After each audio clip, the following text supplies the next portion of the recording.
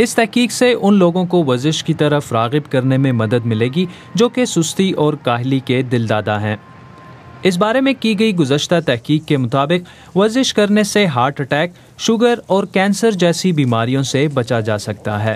حالیہ تحقیق میں یورپ میں موٹاپے اور بالکل ورزش نہ کرنے سے ہونے والی اموات میں موازنہ کیا گیا ہے۔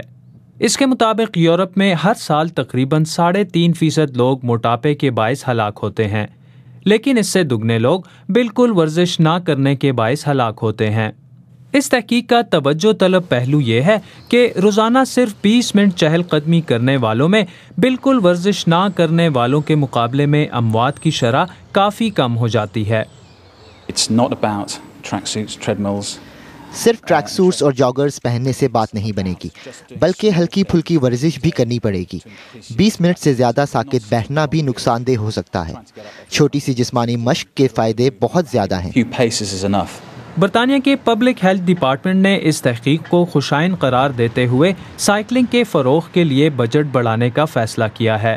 عادل شاہ زیب، BBC نیوز۔